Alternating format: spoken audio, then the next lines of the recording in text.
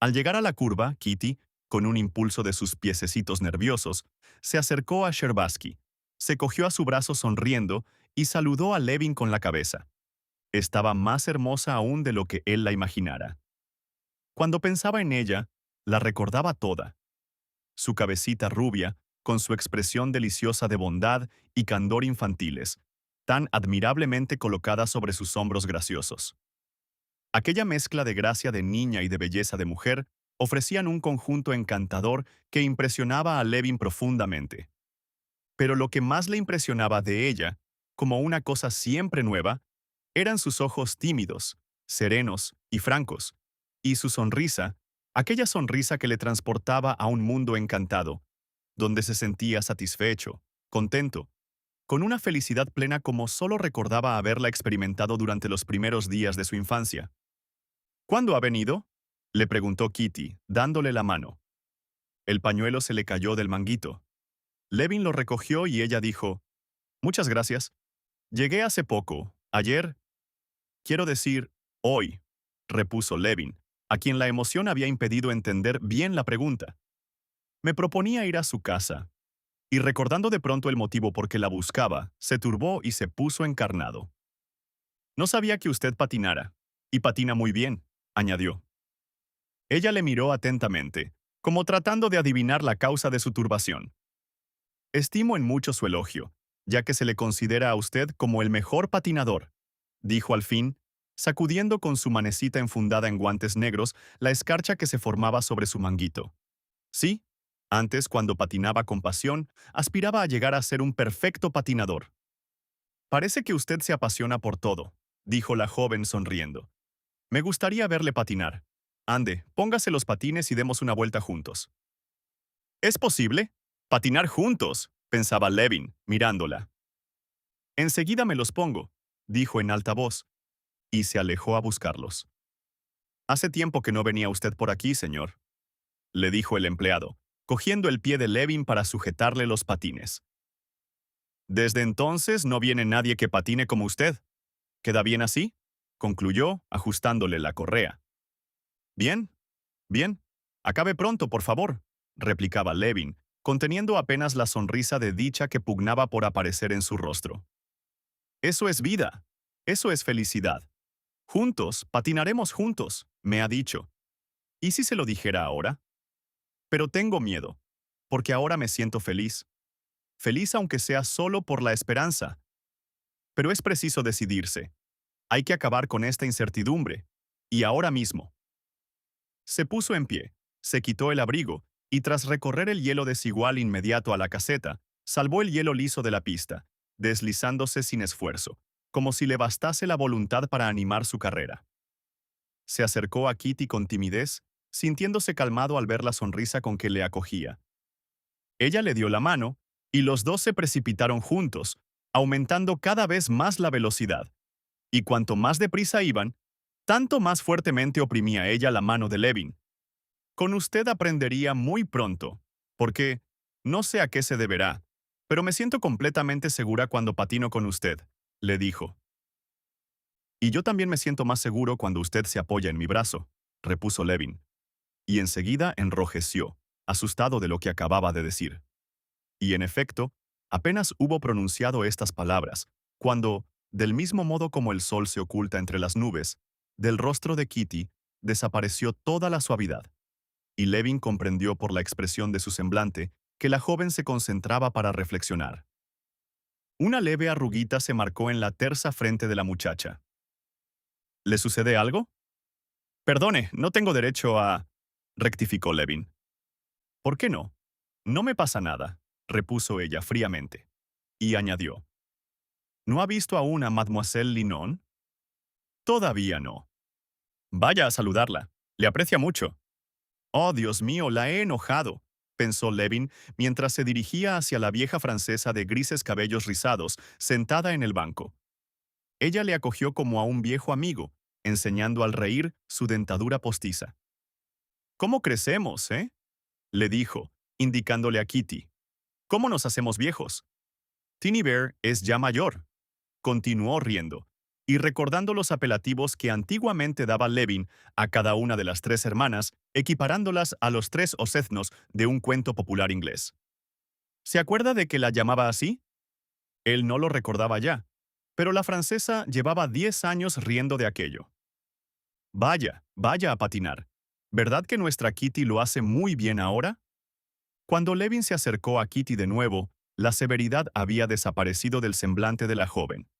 Sus ojos le miraban, como antes, francos y llenos de suavidad, pero a él le pareció que en la serenidad de su mirada había algo de fingido y se entristeció. Kitty, tras hablar de su anciana institutriz y de sus rarezas, preguntó a Levin qué era de su vida. ¿No se aburre usted viviendo en el pueblo durante el invierno?, le preguntó. No, no me aburro. Como siempre estoy ocupado, dijo él, consciente de que Kitty le arrastraba a la esfera de aquel tono tranquilo que había resuelto mantener, y de la cual, como había sucedido a principios de invierno, no podía ya escapar. ¿Viene para mucho tiempo?, preguntó Kitty. No sé, repuso Levin, casi sin darse cuenta. Pensó que si se dejaba ganar por aquel tono de tranquila amistad, se marcharía otra vez sin haber resuelto nada, y decidió rebelarse. ¿Cómo no lo sabe? No, no sé. Depende de usted. Y en el acto se sintió aterrado de sus palabras, pero ella no las oyó, o no quiso oírlas. Como si tropezara, dio 2 o 3 leves talonazos y se alejó de él rápidamente. Se acercó a la institutriz, le dijo algunas palabras y se dirigió a la caseta para quitarse los patines. «Oh, Dios, ayúdame, ilumíname. ¿Qué he hecho?», se decía Levin, orando mentalmente. Pero, como sintiera a la vez una viva necesidad de moverse, se lanzó en una carrera veloz sobre el hielo, trazando con furor amplios círculos. En aquel momento, uno de los mejores patinadores que había allí salió del café con un cigarrillo en los labios. Descendió a saltos las escaleras con los patines puestos, creando un gran estrépito, y sin ni siquiera variar la descuidada postura de los brazos, tocó el hielo y se deslizó sobre él. «¡Ah, un nuevo truco!», exclamó Levin, y corrió hacia la escalera para realizarlo. «Va usted a matarse», le gritó Nicolás Scherbatsky. «Hay que tener mucha práctica para hacer eso». Levin subió hasta el último peldaño y, una vez allí, se lanzó hacia abajo con todo el impulso, procurando mantener el equilibrio con los brazos. Tropezó en el último peldaño, pero tocando ligeramente el hielo con la mano hizo un esfuerzo rápido y violento. Se levantó y, riendo, continuó su carrera. «Qué muchacho tan simpático», pensaba Kitty, que salía de la caseta con Mademoiselle Linon, mientras seguía a Levin con mirada dulce y acariciante, como si contemplase a un hermano querido. ¿Acaso soy culpable? ¿He hecho algo que no esté bien? A eso llaman coquetería. Ya sé que no es a él a quien quiero, pero a su lado estoy contenta. ¿Es tan simpático? ¿Pero por qué me diría lo que me dijo? Viendo que Kitty iba a reunirse con su madre en la escalera, Levin, con el rostro encendido por la violencia del ejercicio, se detuvo y quedó pensativo. Luego se quitó los patines y logró alcanzar a madre e hija cerca de la puerta del parque. «Me alegro mucho de verle», dijo la princesa. «Recibimos los jueves, como siempre». «¿Entonces hoy?» «Nos satisfará su visita», repuso la princesa secamente. Su frialdad disgustó a Kitty, de tal modo que no pudo contener el deseo de suavizar la sequedad de su madre, y volviendo la cabeza, dijo sonriendo: «Hasta luego». En aquel momento, Esteban Arkadievich, con el sombrero ladeado, brillantes los ojos, con aire triunfador, entraba en el jardín. Al acercarse, sin embargo, a su suegra adoptó un aire contrito, contestándole con voz doliente cuando le preguntó por la salud de Dolly. Tras hablar con ella en voz baja y humildemente, Oblonsky se enderezó, sacando el pecho, y cogió el brazo de Levin. «¿Qué? ¿Vamos?», preguntó. «Me he acordado mucho de ti y estoy satisfechísimo de que hayas venido», dijo, mirándole significativamente a los ojos. «Vamos», contestó Levin, en cuyos oídos sonaban aún dulcemente el eco de aquellas palabras. «Hasta luego», y de cuya mente no se apartaba la sonrisa con que Kitty las quiso acompañar. «¿Al Inglaterra o al Hermitage?» «Me da lo mismo». «Entonces vamos al Inglaterra», dijo Esteban Arkadievich, decidiéndose por este restaurante, porque debía en él más dinero que en el otro y consideraba que no estaba bien dejar de frecuentarlo. ¿Tienes algún coche alquilado?, añadió. ¿Sí? Magnífico. Yo había despedido el mío. Hicieron el camino en silencio. Levin pensaba en lo que podía significar aquel cambio de expresión en el rostro de Kitty, y ya se sentía animado en sus esperanzas, ya se sentía hundido en la desesperación y considerando que sus ilusiones eran insensatas. No obstante, tenía la sensación de ser otro hombre, de no parecerse en nada a aquel a quien ella había sonreído y a quien había dicho, «Hasta luego».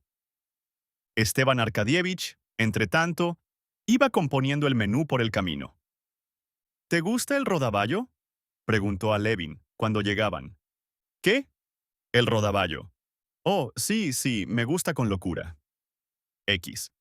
Levin, al entrar en el restaurante con su amigo, no dejó de observar en él una expresión particular, una especie de alegría radiante y contenida que se manifestaba en el rostro y en toda la figura de Esteban Arkadievich. Oblonsky se quitó el abrigo y con el sombrero ladeado pasó al comedor, dando órdenes a los camareros tártaros que, vestidos de frac y con las servilletas bajo el brazo, le rodearon, pegándose materialmente a sus faldones. Saludando alegremente a derecha e izquierda a los conocidos, que aquí como en todas partes le acogían alegremente, Esteban Arkadievich se dirigió al mostrador y tomó un vasito de vodka acompañándolo con un pescado en conserva, y dijo a la cajera francesa, todas cintas y puntillas, algunas frases que la hicieron reír a carcajadas. En cuanto a Levin, la vista de aquella francesa, que parecía hecha toda ella de cabellos postizos y de poudre de riz y vinaigres de toilette, le producía náuseas. Se alejó de allí como pudiera hacerlo de un estercolero. Su alma estaba llena del recuerdo de Kitty, y en sus ojos brillaba una sonrisa de triunfo y de felicidad. Por aquí, Excelencia, tenga la bondad. Aquí no importunará nadie a su Excelencia, decía el camarero tártaro, que con más ahínco seguía a Oblonsky, y que era un hombre grueso, viejo ya, con los faldones del frac flotantes bajo la ancha cintura. Haga el favor, Excelencia, decía a sí mismo a Levin, honrándolo también como invitado de Esteban Arkadievich. Colocó rápidamente un mantel limpio sobre la mesa redonda, ya cubierta con otro y colocada bajo una lámpara de bronce. Luego acercó dos sillas tapizadas y se paró ante Oblonsky con la servilleta y la carta en la mano, aguardando órdenes. Si su excelencia desea el reservado, podrá disponer de él dentro de poco. Ahora lo ocupa el príncipe Galitzin con una dama. Hemos recibido ostras francesas. Caramba, ostras. Esteban Arkadievich reflexionó. ¿Cambiamos el plan, Levin?, preguntó, poniendo el dedo sobre la carta. Y su rostro expresaba verdadera perplejidad. ¿Sabes si son buenas las ostras?, interrogó. De Flensburg, Excelencia. De Ostende no tenemos hoy. Pasemos porque sean de Flensburg, pero ¿son frescas? Las hemos recibido ayer. ¿Entonces empezamos por las ostras y cambiamos el plan?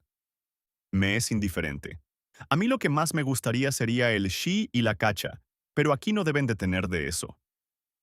¿El señor desea cacha a la russe?, preguntó el tártaro, inclinándose hacia Levin como un aya hacia un niño. Bromas aparte, estoy conforme con lo que escojas, dijo Levin a Oblonsky. He patinado mucho y tengo apetito. Y añadió, observando una expresión de descontento en el rostro de Esteban Arkadievich. No creas que no sepa apreciar tu elección. Estoy seguro de que comeré muy a gusto. No faltaba más. Digas lo que quieras. El comer bien es uno de los placeres de la vida, repuso Esteban Arkadievich. Ea, amigo, tráenos primero las ostras. 2. No, eso sería poco. 3 docenas. Luego, sopa juliana. Printanier, ¿no?, corrigió el tártaro. Pero Oblonsky no quería darle la satisfacción de mencionar los platos en francés. Sopa juliana. Juliana, ¿entiendes? Luego rodaballo, con la salsa muy espesa. Luego, roast beef, pero que sea bueno, ¿eh? Después, pollo y algo de conservas. El tártaro, recordando la costumbre de Oblonsky de no nombrar los manjares con los nombres de la cocina francesa, no quiso insistir, pero se tomó el desquite, repitiendo todo lo encargado tal como estaba escrito en la carta. Soupe printanière, turbot à la Beaumarchais, poulard à l'estragon, macédoine de fruits. Y enseguida después, como movido por un resorte, cambió la carta que tenía en las manos por la de los vinos y la presentó a Oblonsky.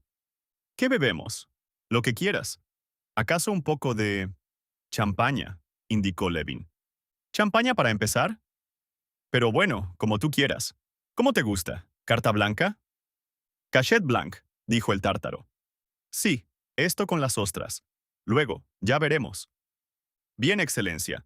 ¿De vinos de mesa? Tal vez Nuit, pero no, vale más el clásico Chablis. Bien, ¿tomará su excelencia su queso? Sí, de Parma. ¿O prefieres otro? A mí me da lo mismo, dijo Levin, sin poder reprimir una sonrisa. El tártaro se alejó corriendo, con los faldones de su frac flotándole hacia atrás, y 5 minutos más tarde, volvió con una bandeja llena de ostras ya abiertas en sus conchas de nácar y con una botella entre los dedos. Esteban Arkadievich arrugó la servilleta almidonada, colocó la punta en la abertura del chaleco y, apoyando los brazos sobre la mesa, comenzó a comer las ostras. No es tan mal, dijo, mientras separaba las ostras de las conchas con un tenedorcito de plata y las engullía una tras otra. No es tan mal, repitió, mirando con sus brillantes ojos, ora a Levin, ora al tártaro. Levin comió ostras también, aunque habría preferido queso y pan blanco, pero no podía menos de admirar a Oblonsky. Hasta el mismo tártaro, después de haber descorchado la botella y escanciado el vino espumoso en las finas copas de cristal, contempló con visible placer a Esteban Arkadievich, mientras se arreglaba su corbata blanca. ¿No te gustan las ostras?, preguntó este a Levin. ¿O es que estás preocupado por algo? Deseaba que Levin se sintiese alegre. Levin no estaba triste, se sentía solo a disgusto en el ambiente del restaurante, que contrastaba tanto con su estado de ánimo de aquel momento. No, no se encontraba bien en aquel establecimiento con sus reservados donde se llevaba a comer a las damas, con sus bronces, sus espejos y sus tártaros. Sentía la impresión de que aquello había de mancillar los delicados sentimientos que albergaba su corazón. ¿Yo? Sí, estoy preocupado. Además, a un pueblerino como yo, no puedes figurarte la impresión que le causan estas cosas. Es, por ejemplo, como las uñas de aquel señor que me presentaste en tu oficina. Ya vi que las uñas del pobre Grinevich te impresionaron mucho, dijo Oblonsky, riendo. Son cosas insoportables para mí, repuso Levin. Ponte en mi lugar, en el de un hombre que vive en el campo. Allí procuramos tener las manos de modo que nos permitan trabajar más cómodamente. Por eso nos cortamos las uñas y a veces nos remangamos el brazo. En cambio, aquí la gente se deja crecer las uñas, todo lo que pueden dar de sí, y se pone unos gemelos como platos para acabar de dejar las manos en estado de no poder servir para nada. Esteban Arkadievich sonrió jovialmente. Señal de que no es preciso un trabajo rudo que se elabora con el cerebro, alegó. Quizá. Pero de todos modos a mí eso me causa una extraña impresión. Como me la causa el que nosotros, los del pueblo, procuremos comer deprisa para ponernos enseguida a trabajar otra vez, mientras que aquí procuráis no saciaros demasiado a prisa, y por eso empezáis por comer ostras. Naturalmente, repuso su amigo. El fin de la civilización consiste en convertir todas las cosas en un placer. Pues si ese es el fin de la civilización, prefiero ser un salvaje. Eres un salvaje sin necesidad de eso. Todos los Levin lo sois. Levin suspiró. Recordó a su hermano Nicolás y se sintió avergonzado y dolorido. Arrugó el entrecejo. Pero ya Oblonsky le hablaba de otra cosa que distrajo su atención. ¿Visitarás esta noche a los Scherbatsky?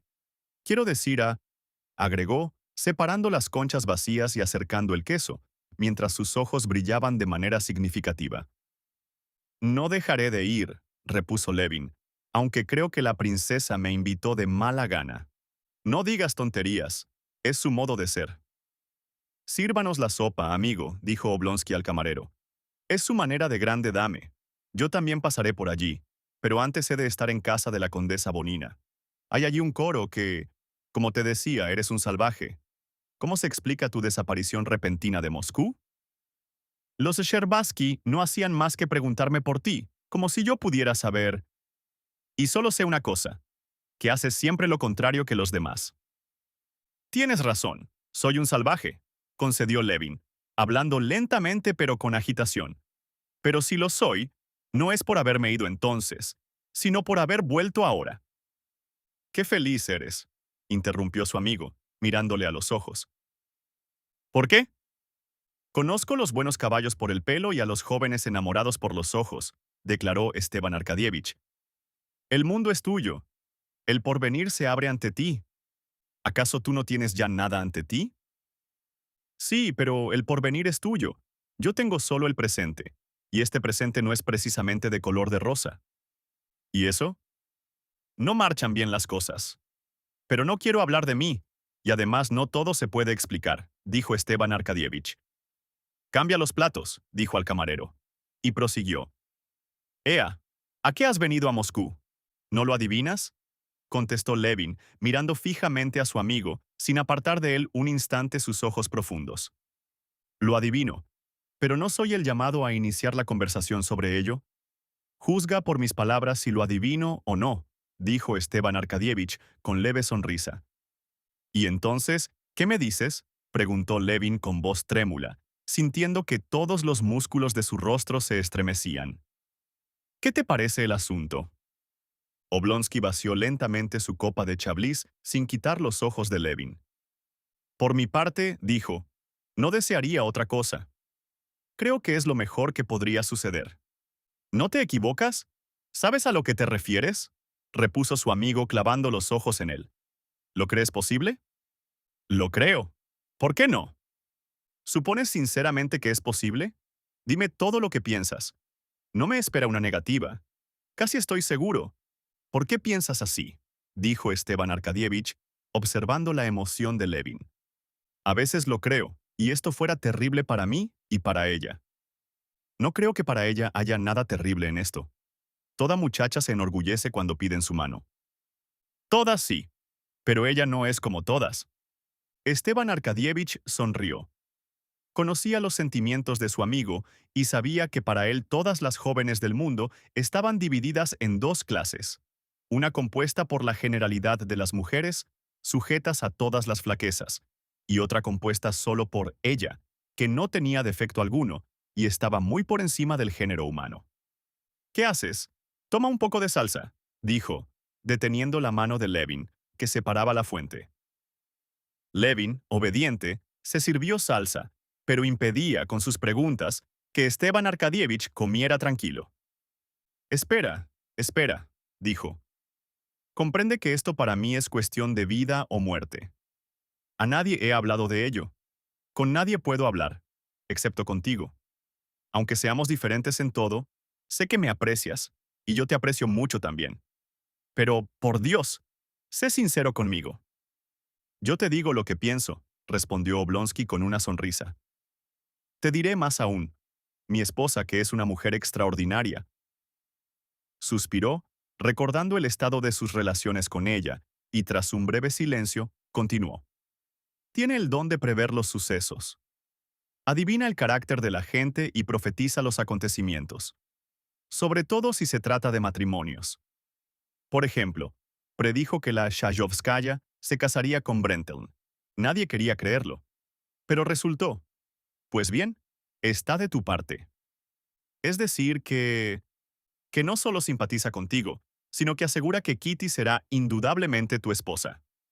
Al oír aquellas palabras, el rostro de Levin se iluminó con una de esas sonrisas tras de las que parecen próximas a brotar lágrimas de ternura. ¿Con qué dice eso? Exclamó. Siempre he opinado que tu esposa era una mujer admirable. Bien, basta. No hablemos más de eso, añadió levantándose. Bueno, pero siéntate. Levin no podía sentarse.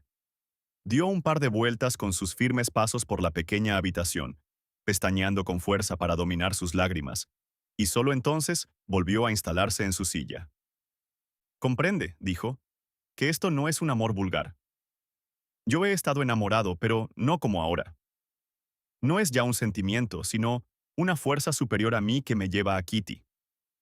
Me fui de Moscú porque pensé que eso no podría ser, como no puede ser que exista felicidad en la tierra. Luego he luchado conmigo mismo y he comprendido que sin ella la vida me será imposible.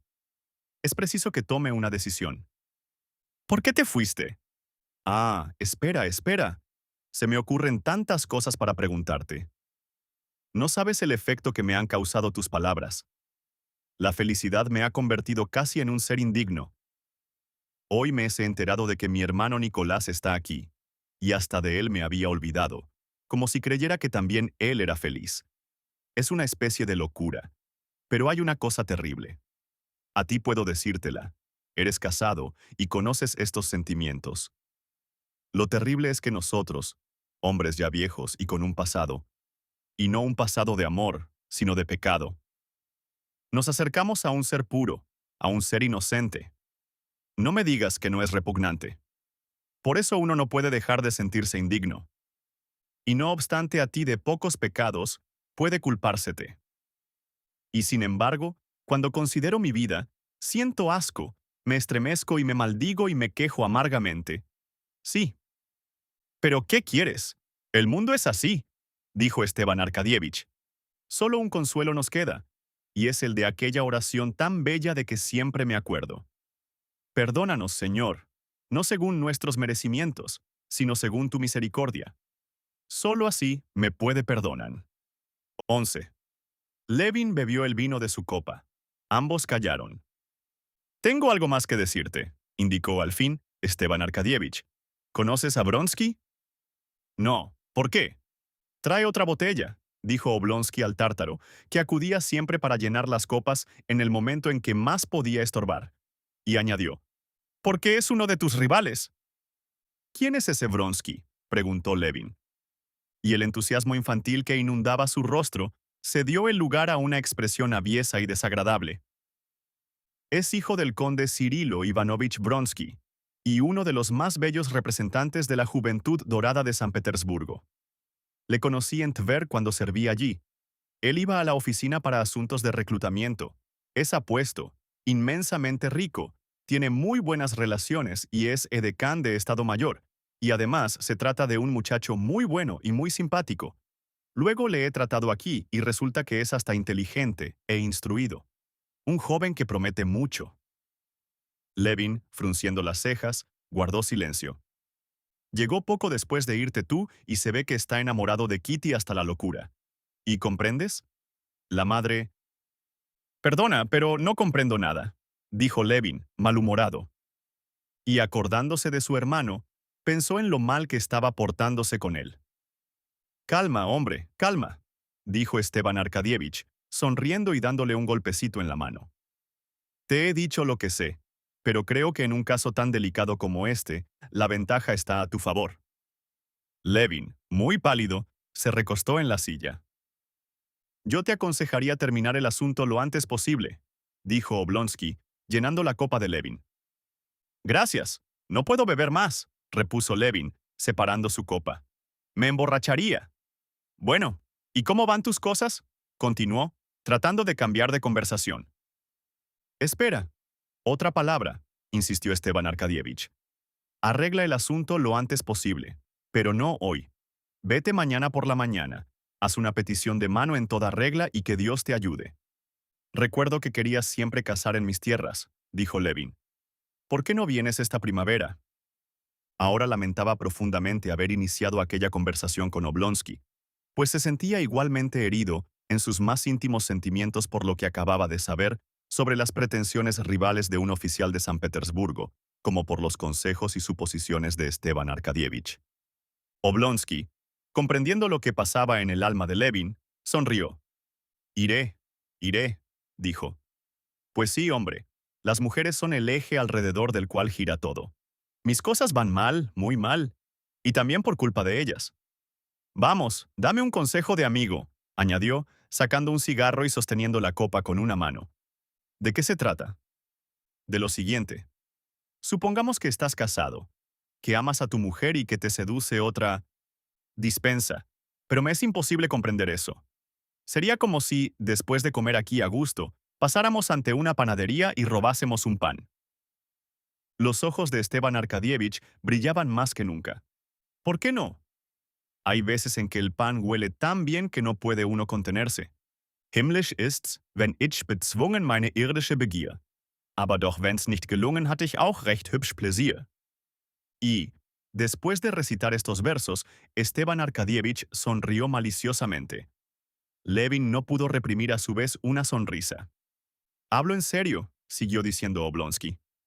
Comprende, se trata de una mujer, de un ser débil enamorado, de una pobre mujer sola en el mundo y sin medios de vida que me lo ha sacrificado todo. ¿Cómo voy a dejarla? Suponiendo que nos separemos por consideración a mi familia, ¿cómo no voy a tener compasión de ella? ¿Cómo no ayudarla? ¿Cómo no suavizar el mal que le he causado? Dispensa. Ya sabes que para mí las mujeres se dividen en dos clases. Es decir, no. Bueno, hay mujeres y hay... En fin, nunca he visto esos hermosos y débiles seres caídos, ni los veré nunca. Pero de los que son como esa francesa pintada de ahí fuera, con sus postizos, huyo como de la peste. Y todas las mujeres caídas para mí son como esa.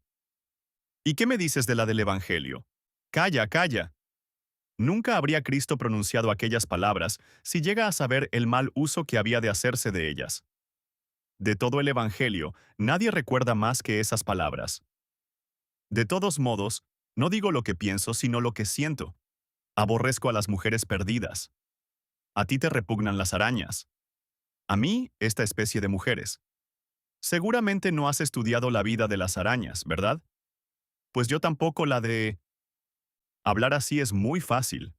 Eres como aquel personaje de Dickens, que con la mano izquierda tira detrás del hombro derecho los asuntos difíciles de resolver.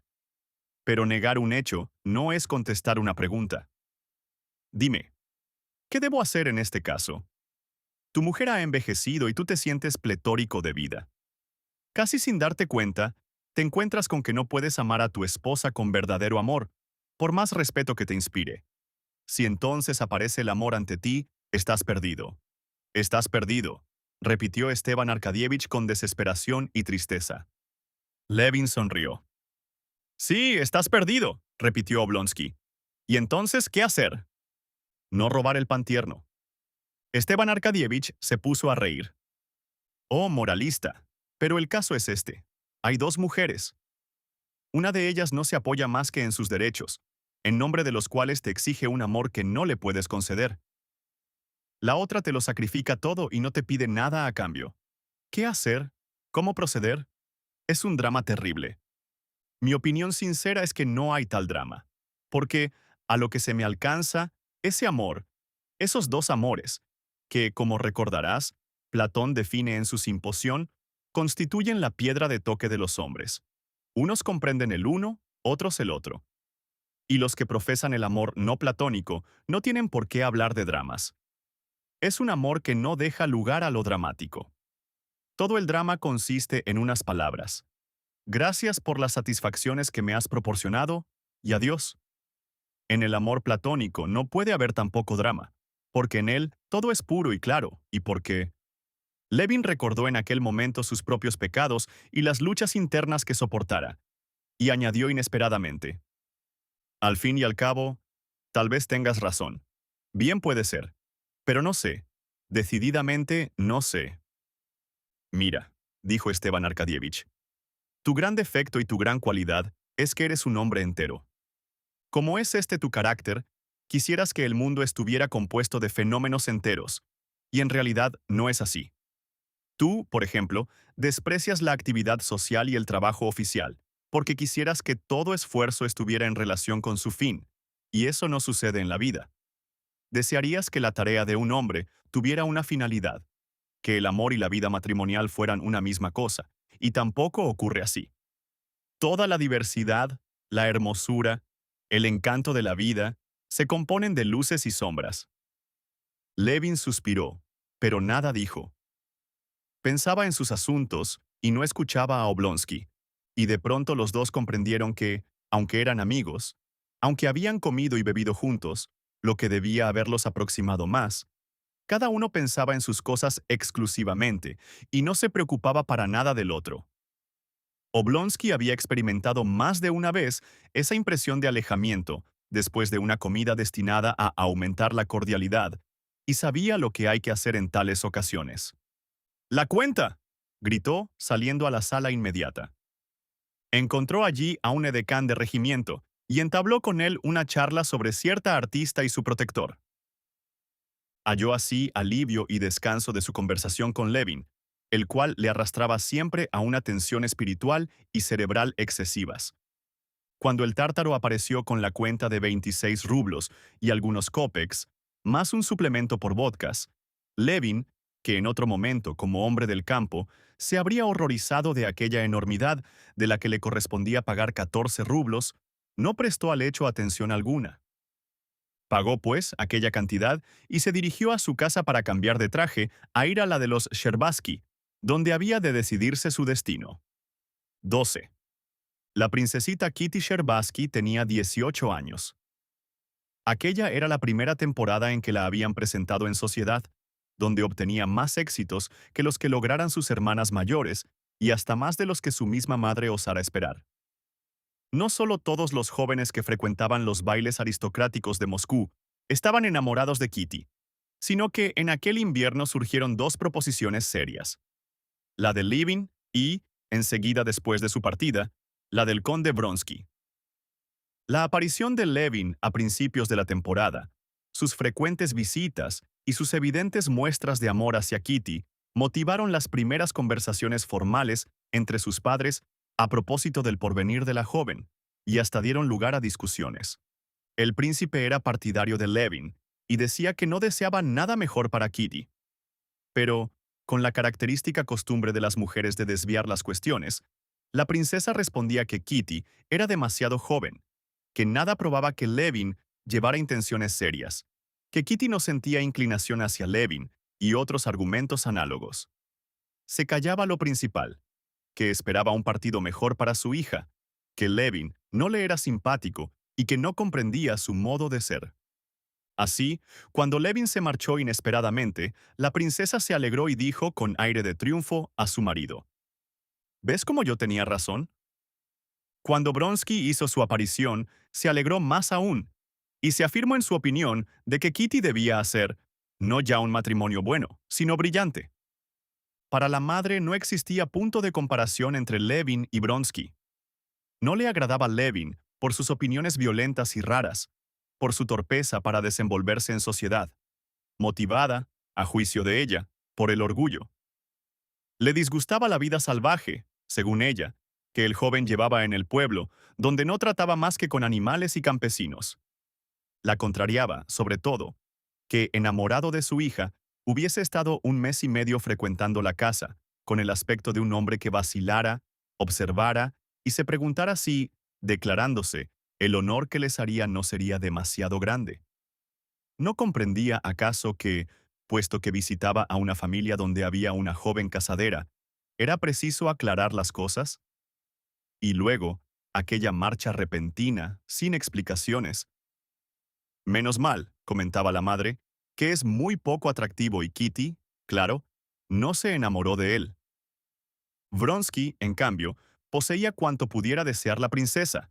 Era muy rico, inteligente, noble, con la posibilidad de hacer una brillante carrera militar y cortesana. Y además era un hombre delicioso.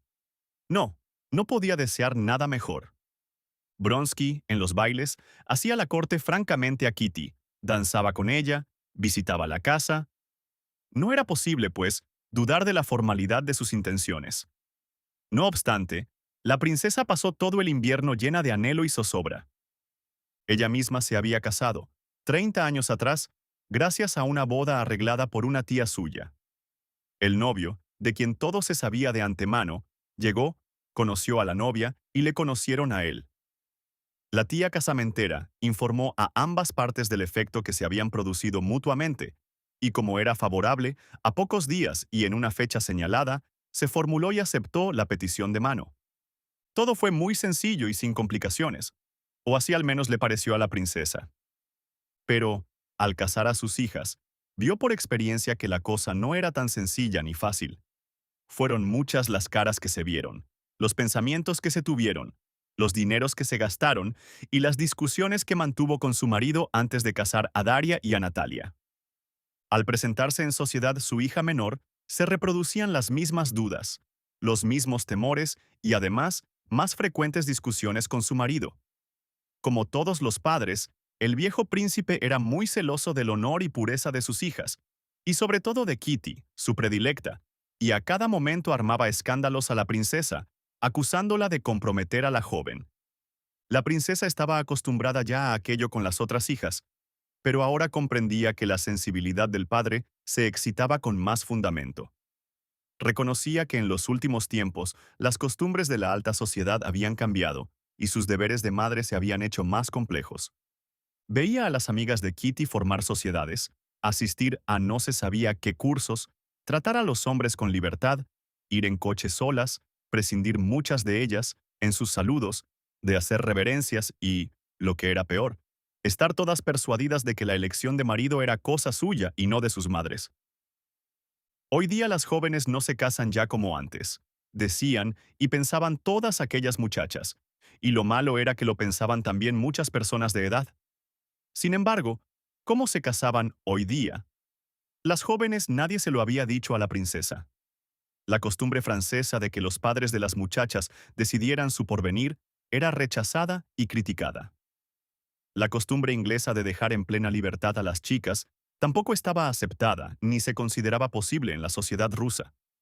La costumbre rusa de organizar las bodas a través de casamenteras era considerada como grotesca y todos se reían de ella, incluso la propia princesa.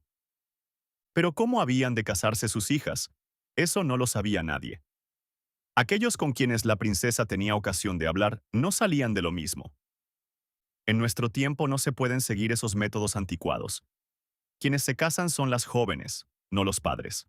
Hay que dejarlas, pues, en libertad de que se arreglen. Ellas saben mejor que nadie lo que han de hacer. Para los que no tenían hijas era muy fácil hablar así, pero la princesa comprendía que si su hija trataba a los hombres con libertad, podía muy bien enamorarse de alguno que no la amara o que no le conviniera como marido. Tampoco podía aceptar que las jóvenes arreglasen su destino por sí mismas. No podía admitirlo, como no podía admitir que se dejase jugar a niños de 5 años con pistolas cargadas. Por todo ello, la princesa estaba más inquieta por Kitty que lo estuviera en otro tiempo por sus hijas mayores. Al presente, temía que Vronsky no quisiera ir más allá, limitándose a hacer la corte a su hija. Notaba que Kitty estaba ya enamorada de él, pero se consolaba con la idea de que Vronsky era un hombre honorable. Reconocía, no obstante, cuán fácil era trastornar la cabeza a una joven cuando existen relaciones tan libres como las de hoy día, teniendo en cuenta la poca importancia que los hombres conceden a faltas de este género. La semana anterior, Kitty había contado a su madre una conversación que tuviera con Vronsky mientras bailaban una mazurca, y aunque tal conversación calmó a la princesa, no se sentía tranquila del todo. Vronsky había dicho a Kitty que su hermano y él estaban tan acostumbrados a obedecer a su madre que jamás hacían nada sin pedir su consejo. Y ahora espero que mi madre llegue de San Petersburgo como una gran felicidad, añadió. Kitty lo relató sin dar importancia a tales palabras, pero su madre las veía de diferente manera. Sabía que él esperaba a la anciana de un momento a otro, suponiendo que ella estaría contenta de la elección de su hijo, y comprendía que el hijo no pedía la mano de Kitty por temor a ofender a su madre si no la consultaba previamente. La princesa deseaba vivamente aquel matrimonio, pero deseaba más aún recobrar la tranquilidad que le robaban aquellas preocupaciones. Mucho era el dolor que le producía la desdicha de Dolly, que quería separarse de su esposo, pero, de todos modos, la inquietud que le causaba la suerte de su hija menor la absorbía completamente. La llegada de Levin añadió una preocupación más a las que ya sentía. Temía que su hija, en quien apreciara tiempo atrás cierta simpatía hacia Levin, rechazara a Vronsky en virtud de escrúpulos exagerados. En resumen, consideraba posible que, de un modo a otro, la presencia de Levin pudiese estropear un asunto a punto de resolverse. ¿Hace mucho que ha llegado?, preguntó la princesa a su hija, refiriéndose a Levin, cuando volvieron a casa. Hoy, mamá, quisiera decirte una cosa, empezó la princesa. Por el rostro grave de su madre, Kitty adivinó de lo que se trataba. «Mamá», dijo, volviéndose rápidamente hacia ella. «Le pido por favor que no me hable nada de eso. Lo sé todo». Anhelaba lo mismo que su madre, pero los motivos que inspiraban los deseos de ésta le disgustaban. «Solo quería decirte que si das esperanzas al uno...» «Querida mamá, no me diga nada, por Dios.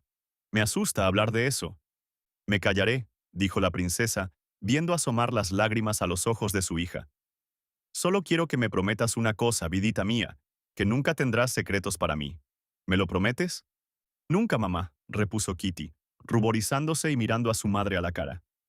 «Pero hoy por hoy no tengo nada que decirte. Yo, yo, aunque quisiera decirte algo, no sé qué. No sé qué, ni cómo». «No, con esos ojos no puede mentir», pensó su madre, sonriendo de emoción y de contento.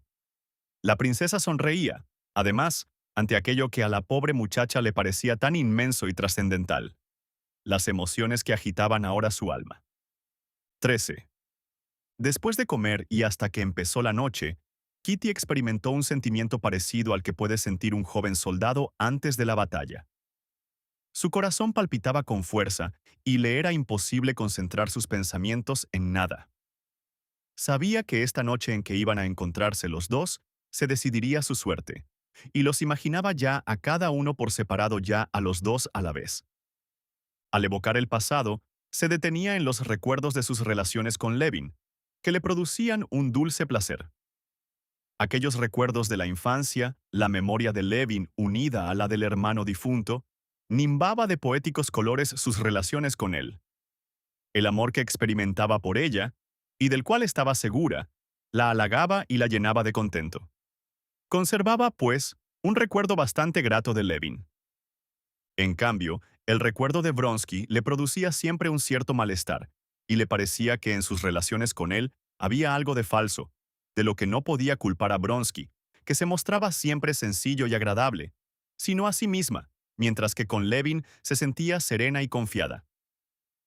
Mas, cuando imaginaba el porvenir con Vronsky a su lado, se le antojaba brillante y feliz, en tanto que el porvenir con Levin se le aparecía nebuloso.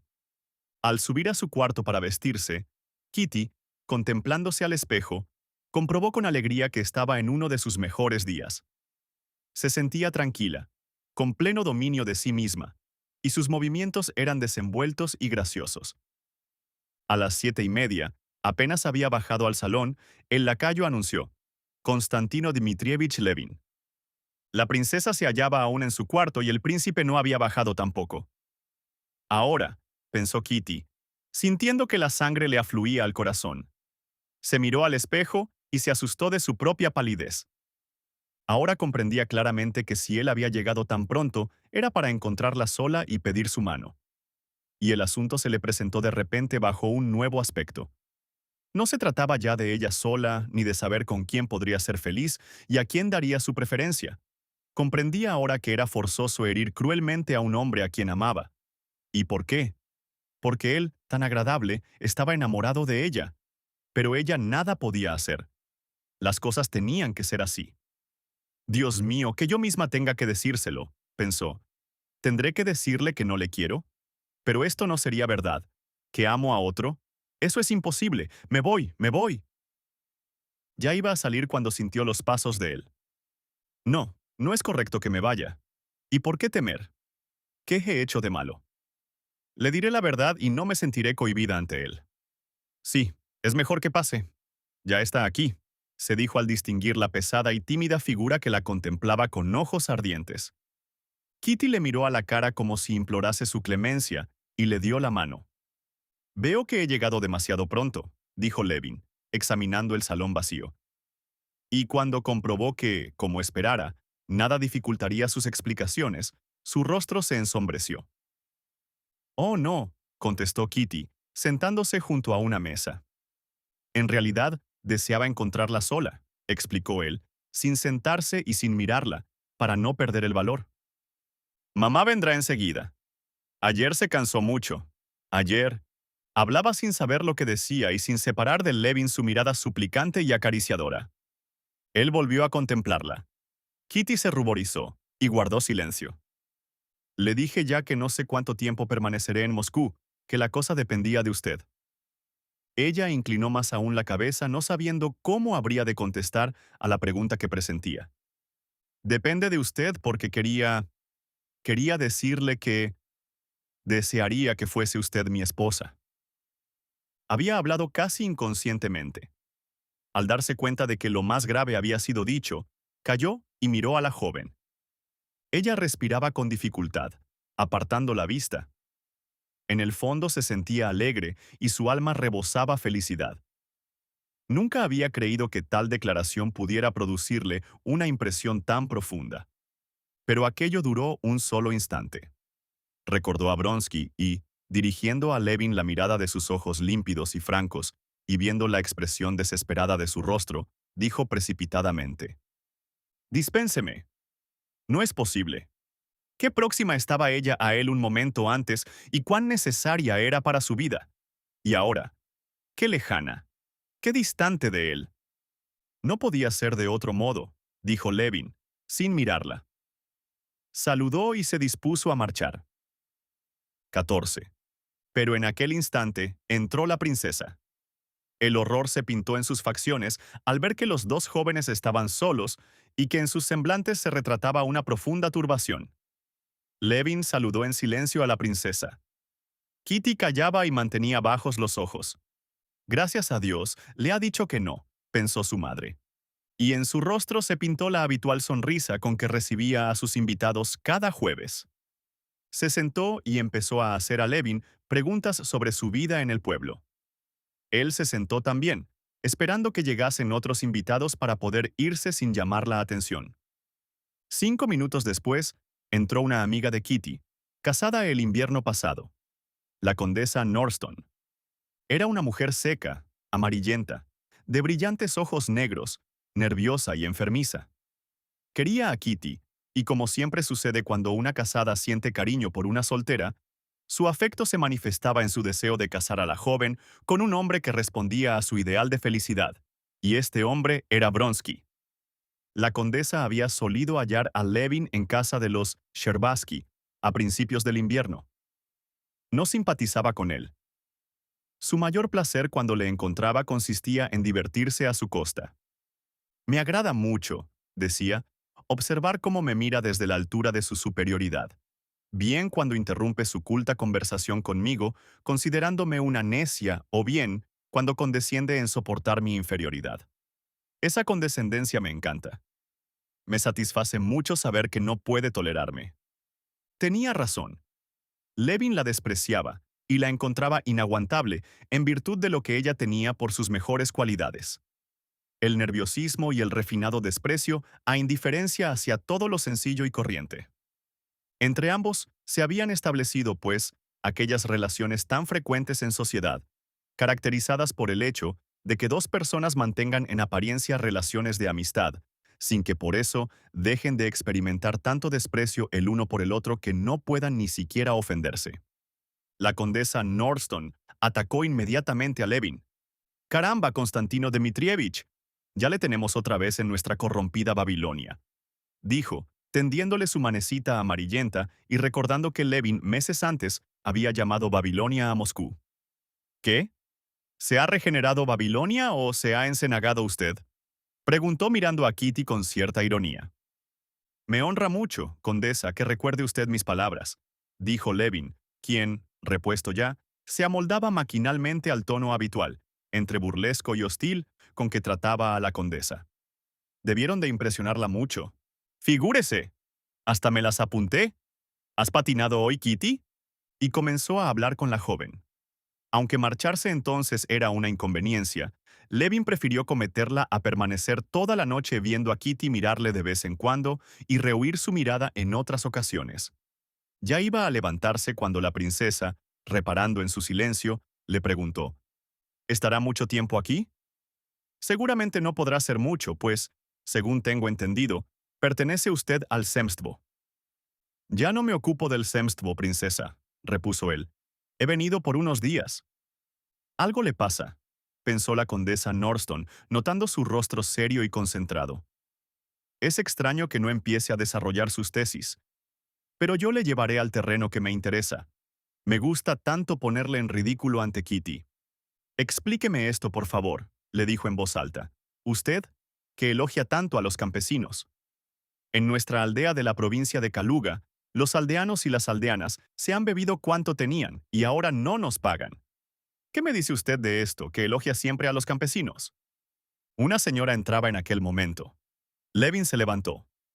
Perdone, condesa, pero le aseguro que no entiendo nada ni nada puedo decirle, repuso él, dirigiendo su mirada a la puerta, por donde, detrás de la dama, acababa de entrar un militar. Debe de ser Vronsky, pensó Levin. Y, para asegurarse de ello, miró a Kitty, que, habiendo tenido tiempo ya de contemplar a Vronsky, fijaba ahora su mirada en Levin. Y Levin comprendió en aquella mirada que ella amaba a aquel hombre, y lo comprendió tan claramente como si ella misma le hubiese hecho la confesión. Pero, ¿qué clase de persona era? Ahora ya no se podía ir. Debía quedarse para saber a qué género de hombre amaba Kitty. Hay personas que cuando encuentran a un rival afortunado, solo ven sus defectos, negándose a reconocer sus cualidades. Otras, en cambio, solo ven, aunque con el dolor en el corazón, las cualidades de su rival, los méritos con los cuales les ha vencido. Levin pertenecía a esta clase de personas, y en Vronsky no era difícil encontrar atractivos.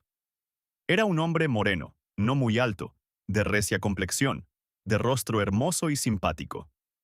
Todo en su semblante y figura era sencillo y distinguido, desde sus negros cabellos, muy cortos, y sus mejillas bien afeitadas hasta su uniforme flamante, que no entorpecía en nada la soltura de sus ademanes. Vronsky, dejando pasar a la señora, se acercó a la princesa y luego a Kitty. Al aproximarse a la joven, sus bellos ojos brillaron de un modo peculiar, con una casi imperceptible sonrisa de triunfador que no abusa de su victoria. Así le pareció a Levin. La saludó con respetuosa amabilidad, tendiéndole su mano, no muy grande, pero vigorosa. Tras saludar a todas y murmurar algunas palabras, se sentó sin mirar a Levin, que no apartaba la vista de él.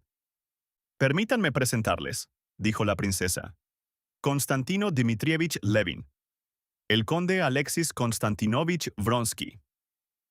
Vronsky se levantó y estrechó la mano de Levin, mirándole amistosamente. «Creo que este invierno teníamos que haber coincidido en una comida», dijo con su risa franca y espontánea. «Pero usted se fue inesperadamente a sus propiedades». «Konstantino Dmitrievich desprecia y odia la ciudad y a los ciudadanos», dijo la condesa Norston. «Se ve que mis palabras le producen a usted gran efecto, puesto que tan bien las recuerda», contestó Levin. Y enrojeció al darse cuenta de que había dicho lo mismo poco antes. Vronsky miró a Levin y a la condesa Norston y sonrió. «¿Vive siempre en el pueblo?», preguntó. «En invierno debe usted de aburrirse mucho». «Vivir allí no tiene nada de aburrido si se tienen ocupaciones. Y además, uno nunca se aburre si sabe vivir consigo mismo», respondió bruscamente Levin. «También a mí me gusta vivir en el pueblo», indicó Vronsky, fingiendo no haber reparado en el tono de su interlocutor. «Pero supongo que usted, conde, no habría sido capaz de vivir siempre en una aldea», comentó la condesa de Norston. «No sé, nunca he probado a estar en ellas mucho tiempo. Pero me pasa una cosa muy rara. Jamás he sentido tanta nostalgia por mi aldea de Rusia, con sus campesinos calzados con lapti, como después de pasar una temporada en Niza un invierno con mi madre. Como ustedes saben, Niza es muy aburrida. Nápoles y Sorrento son atractivos, mas para poco tiempo, y nunca se recuerda tanto a nuestra Rusia como allí. Parece como si...» Vronsky se dirigía a Kitty y a Levin a la vez, mirando alternativamente al uno y al otro, con mirada afectuosa y tranquila. Se notaba que estaba diciendo lo primero que se le ocurría. Al observar que la condesa Norston iba a hablar, dejó sin terminar la frase. La conversación no languidecía. La princesa no necesitó, por lo tanto, apelar a las 2 piezas de artillería pesada que reservaba para tales casos: la enseñanza clásica de la juventud y el servicio militar obligatorio. Por su parte, a la condesa Norston no se le presentó ocasión de mortificar a Levin. Este quiso intervenir varias veces en la charla, pero no se le ofreció oportunidad, A cada momento se decía, ahora me puedo marchar. Pero no se iba y continuaba allí como si esperase algo. Se habló de espiritismo, de veladores que giraban, y la condesa Norston, que creía en los espíritus, comenzó a relatar los prodigios que había presenciado. Por Dios, condesa, lléveme a donde pueda ver algo de eso, dijo sonriendo Vronsky. Jamás he encontrado nada de extraordinario, a pesar de lo mucho que siempre lo busqué. El próximo sábado, pues. ¿Y usted, Konstantino Dmitrievich, cree en ello? ¿Para qué me lo pregunta? De sobra sabe lo que le he de contestar. Deseo conocer su opinión. Mi opinión es que todo eso de los veladores acredita que la sociedad culta no está a mucha más altura que los aldeanos, que creen en el mal de ojo, en brujerías y hechizos, mientras que nosotros... ¿Entonces usted no cree? No puedo creer, condesa. Pero si yo misma lo he visto.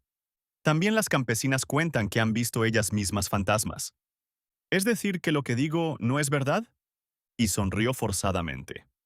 No es eso, macha, intervino Kitty, ruborizándose. Lo que dice Levin es que él no puede creer. Levin, más irritado aún, quiso replicar, pero Vronsky, con su jovial y franca sonrisa, acudió para desviar la conversación, que amenazaba con tomar un cariz desagradable. ¿No admite la posibilidad?, dijo. ¿Por qué no? Así como admitimos la existencia de la electricidad y no la conocemos, ¿por qué no ha de existir una fuerza nueva y desconocida, la cual... Cuando se descubrió la electricidad, respondió Levin inmediatamente, se comprobó el fenómeno y no su causa, y transcurrieron siglos antes de llegar a una aplicación práctica. En cambio, los espiritistas parten de la base de que los veladores les transmiten comunicaciones y los espíritus les visitan, y es después cuando agregan que se trata de una fuerza desconocida. Vronsky, como hasta entonces, escuchaba con atención a Levin, visiblemente interesado por sus palabras. Bien, pero los espiritistas dicen que la fuerza existe, aunque no saben cuál es, y añaden que actúa en determinadas circunstancias. A los sabios corresponde descubrir el origen de esa energía. No veo por qué no ha de existir una nueva fuerza que... Porque, interrumpió de nuevo Levin. En la electricidad se da el fenómeno de que siempre que usted frote resina con lana se produce cierta reacción, mientras que en el espiritismo, en iguales circunstancias, no se dan los mismos efectos, lo que quiere decir que no se trata de un fenómeno natural. La charla se hacía demasiado grave para el ambiente del salón, y Vronsky, comprendiéndolo, en vez de replicar, trató de cambiar de tema. Sonrió, pues, alegremente, y se dirigió a las señoras. Podíamos probar ahora, princesa, dijo. Pero Levin no quiso dejar de completar su pensamiento. Opino que el intento de los espiritistas de explicar sus prodigios por la existencia de una fuerza desconocida es muy desacertado. El caso es que hablan de una fuerza espiritual y quieren someterla a ensayos materiales. Todos esperaban que completase su pensamiento y él lo comprendió. Pues, a mi entender, sería usted un excelente medium, dijo la condesa Norston. Hay en usted algo de... extático. Levin abrió la boca para replicar, pero se puso rojo y no dijo nada. «Ea, probemos. Probemos lo de las mesas», insistió Vronsky. Y dirigiéndose a la madre de Kitty, preguntó, «¿Nos lo permite?», mientras miraba a su alrededor buscando un velador. Kitty se levantó para ir a buscarlo. Al pasar ante Levin, se cruzaron sus miradas.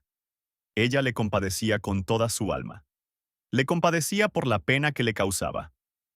«Perdóneme, si puede», le dijo con los ojos. «Soy tan feliz». «Odio a todos, incluso a usted y a mí mismo», contestó la mirada de él. Y cogió el sombrero. Pero la suerte le fue también contraria esta vez. En el instante en que todos se sentaban en torno al velador y Levin se disponía a salir, entró el anciano príncipe y tras saludar a las señoras, dijo alegremente a Levin, «¡Caramba! ¿Desde cuándo está usted aquí?» «No lo sabía.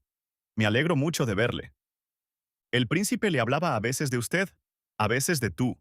Le abrazó y se puso a hablar con él. No había reparado en Vronsky, que se había puesto en pie, y esperaba el momento en que el príncipe se dirigiese a él. Kitty comprendía que, después de lo ocurrido, La amabilidad de su padre debía resultar muy dolorosa para Levin.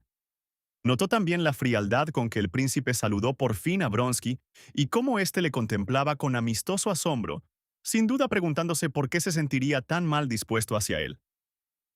Kitty se ruborizó. «Príncipe, déjenos a Konstantino Dmitrievich. Queremos hacer unos experimentos», dijo la condesa a Norston. «¿Qué experimentos? ¿Con los veladores? Perdóneme, pero, en mi opinión, casi es más divertido el juego de prendas», opinó el príncipe, mirando a Vronsky y adivinando que era él quien había sugerido el entretenimiento. Por lo menos jugar a prendas tiene algún sentido. Vronsky, más extrañado aún, contempló al príncipe con sus ojos tranquilos. Luego empezó a hablar con la condesa Norston del baile que debía celebrarse la semana siguiente. «¿Asistirá usted, verdad?», preguntó a Kitty. En cuanto el viejo príncipe dejó de hablarle, Levin salió procurando no llamar la atención. La última impresión que retuvo de aquella noche fue la expresión feliz y sonriente del rostro de Kitty al contestar a Vronsky a su pregunta sobre el baile que se había de celebrar. 15. Cuando todos se hubieron ido, Kitty contó a su madre la conversación sostenida con Levin. Pese a la compasión que éste le inspiraba, se sentía satisfecha de que hubiese pedido su mano. Estaba segura de haber obrado bien. Pero, una vez acostada, tardó mucho en dormirse. La imagen de Levin, con el entrecejo arrugado y los ojos bondadosos, contemplándola triste y abatido, mientras escuchaba a su padre y miraba a Vronsky que hablaban juntos, no se apartaba de su mente, y sentía tanta compasión de él que las lágrimas acudieron a sus ojos.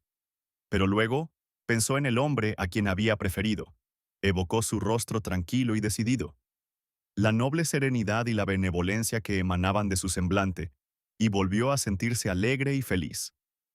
Es triste, pero ¿qué puedo hacer? Yo no tengo la culpa», se decía. Una voz interior le aseguraba lo contrario. No sabía si se arrepentía de haber atraído a Levin o de haberle rechazado, y estas dudas acivaraban su dicha. «Perdóname, Dios mío, perdóname», repitió mentalmente sin cesar hasta que se durmió. Entretanto, abajo, en el despacho del príncipe, se desarrollaba una de las frecuentes escenas que se producían a propósito de aquella hija tan querida. «Eso es, ni más ni menos», gritaba el príncipe gesticulando, mientras se ajustaba su bata gris. «No tienes orgullo ni dignidad. Estás cubriendo de oprobio a tu hija con ese absurdo y vil proyecto de casamiento. Pero, por Dios, dime, ¿qué he hecho yo?», respondía la princesa, casi llorando. Sintiéndose feliz y contenta después de la conversación con su hija, había entrado, como siempre, en el despacho del príncipe para darle las buenas noches. No tenía intención de hablar a su marido de la proposición de Levin y la negativa de Kitty, pero aludió a que lo de Vronsky podía considerarse como firme, y solo faltaba que llegase su madre para formalizarlo. El príncipe, al oírla, se enfureció y comenzó a proferir palabras violentas. «¿Qué has hecho, me preguntas? Yo te lo diré. Ante todo, tratar de pescar un novio. Todo Moscú hablará de ello y con razón. Si queréis dar fiestas y veladas, invitad a todo el mundo y no a esos galancetes preferidos. Haced venir a todos esos pisaverdes», así llamaba el príncipe a los jóvenes de Moscú. «Contratad a un pianista y que bailen todos, pero, por Dios, no invitéis a los galanes con la intención de arreglar casamientos. Me da asco pensar en ello. Pero tú has conseguido tu objeto, llenar de pájaros la cabeza de la chiquilla. Personalmente, Levin vale 1000 veces más. El otro es un petimetre de San Petersburgo, igual a los demás. Parece que los fabrican en serie, y aunque fuera el heredero del trono, mi hija no necesita de nadie. ¿Pero qué he hecho yo de malo? Ahora te lo diré, empezó el príncipe con ira. Lo sé de antemano. Y si te hiciera caso, nuestra hija no se casaría nunca. Para eso más valdría irnos al pueblo. Mejor sería. No te pongas así. ¿Acaso he buscado yo algo por mí misma? Se trata de un joven que tiene las prendas. Se ha enamorado de nuestra hija, y ella parece que... Sí, te lo parece a ti. ¿Y si la niña se enamora de veras y él piensa tanto en casarse como yo? No quiero ni pensarlo.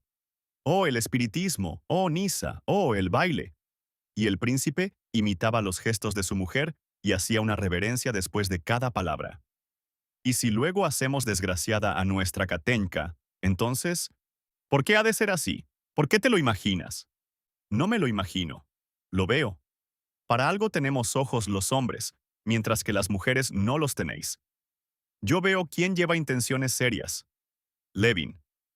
Y veo al Pisaverde, al lechujino, que no se propone más que divertirse. Cuando se te mete algo en la cabeza, ya me darás la razón, pero cuando sea tarde, como en el caso de Dolly. Bueno, basta.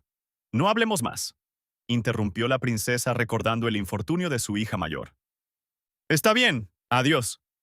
Se besaron y se persignaron el uno al otro según la costumbre y se separaron, bien persuadidos cada uno de que la razón estaba de su parte.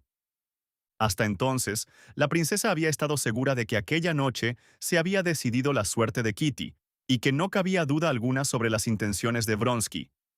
Pero ahora las palabras de su marido la llenaron de turbación. Y ya en su alcoba, temerosa, como Kitty, ante el ignorado porvenir, repitió mentalmente una vez y otra: «Ayúdanos, Señor. Ayúdanos, Señor».